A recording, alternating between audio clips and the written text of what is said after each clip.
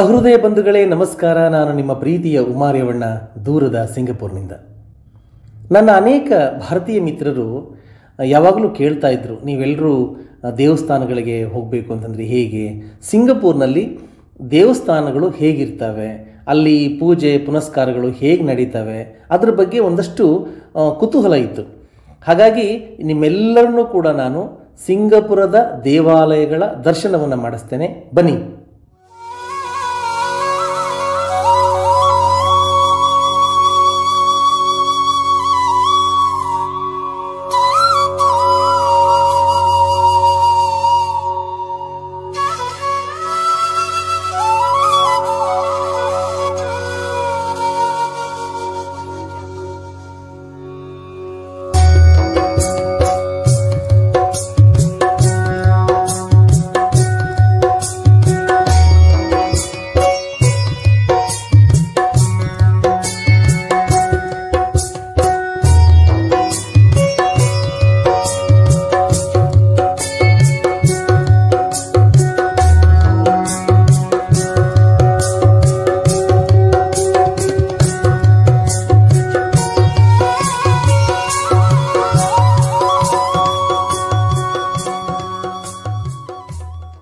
Singapore ಇಡೀ ಪ್ರಪಂಚದಲ್ಲೇ ಅತ್ಯಂತ ವಿಶೇಷವಾದ ಒಂದು ದೇಶ.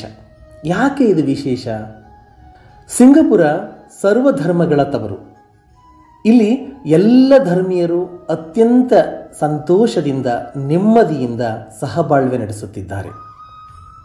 ಪ್ರಪಂಚದ ನಾನಾ ಭಾಗಗಳಿಂದ ಬಂದಿರುವ ಎಲ್ಲ ಧರ್ಮೀಯರಿಗೂ ತಮ್ಮ ತಮ್ಮ ದೇವರುಗಳನ್ನು ಹಾಗೂ ಧರ್ಮವನ್ನು ಗೌರವಿಸುವ ಕೆಲಸವನ್ನು ಈ ದೇಶ ನಡೆಸ್ಕೊಂಡು ಬರ್ತಾ ಇದೆ. ಯಾರ ಮನಸ್ಸಿಗೂ ನೋವಾಗದಂತೆ, ಯಾರಿಗೂ ಘಾಸಿಯಾಗದಂತೆ ಹಾಗೂ ಯಾವ ಧರ್ಮೀಯರಿಗೂ ಚ್ಯುತಿ ಬಾರದಂತೆ ನೋಡಿಕೊಳ್ಳುವ ಸಲುವಾಗಿ ಇಲ್ಲಿ ಒಂದು ಮಿನಿಸ್ಟ್ರಿಯನ್ನೇ ಮಾಡಿ ಕಾಲ ಕಾಲಕ್ಕೆ ಅವರುಗಳು ನಡೆಸುವಂತಹ ಎಲ್ಲ ಧಾರ್ಮಿಕ ಕಾರ್ಯಕ್ರಮಗಳನ್ನು ಸರ್ಕಾರವೇ ಮುಂದೆ ನಿಂತು ನಡೆಸಿಕೊಡ್ತದೆ. ಅದಕ್ಕೆ ನೋಡಿ, ಸಿಂಗಪುರದಲ್ಲಿ 30ಕ್ಕೂ ಹೆಚ್ಚು ದೇವಾಲಯಗಳನ್ನು ಕಾಣಬಹುದು.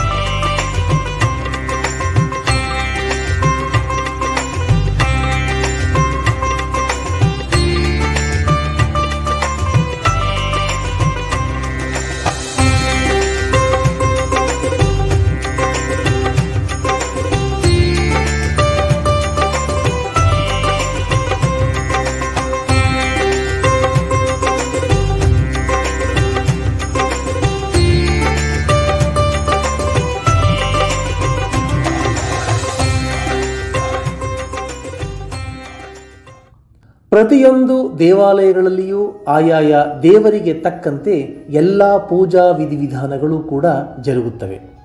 ಅದಕ್ಕೆ ಅನ್ಯ ಧರ್ಮೀಯರು ಕೂಡ ಅಷ್ಟೇ ಭಕ್ತಿ ಗೌರವಗಳಿಂದ ನಡೆದುಕೊಳ್ಳುತ್ತಾರೆ. ಹಿಂದೂ ಧರ್ಮೀಯರಿಗೆ ಅತ್ಯಂತ ವಿಶೇಷವಾದ ದೀಪಾವಳಿ ಹಬ್ಬದ ಸಂದರ್ಭದಲ್ಲಿ ಕಾರ್ತಿಕ ಮಾಸ ಮುಗಿಯುವ ತನಕವೂ ಪ್ರತಿದಿನವೂ ಸುಮಾರು 6 ವಾರಗಳ ಕಾಲ ದೀಪಾಲಂಕಾರವಿರುವಂತೆ ಇಲ್ಲಿನ ಸರ್ಕಾರ ನೋಡಿಕೊಳ್ಳುತ್ತದೆ. ಯಾವುದೇ ಮೆರವಣಿಗೆ, ಪೂಜೆ, ಅರ್ಚನೆ ಏನೆಲ್ಲ ವಿಧಿವಿಧಾನಗಳನ್ನು ಪ್ರತಿಯೊಬ್ಬ ಭಾರತೀಯನೂ ಮುಕ್ತವಾಗಿ ತನ್ನ ಆರಾಧ್ಯ ದೈವವನ್ನು ಯಾವ ಅಳುಕಿಲ್ಲದೆ ಪೂಜಿಸುವ ಏಕೈಕ ರಾಷ್ಟ್ರ ಸಿಂಗಪುರ ಎಂದರೆ ತಪ್ಪಾಗಲಾರದು.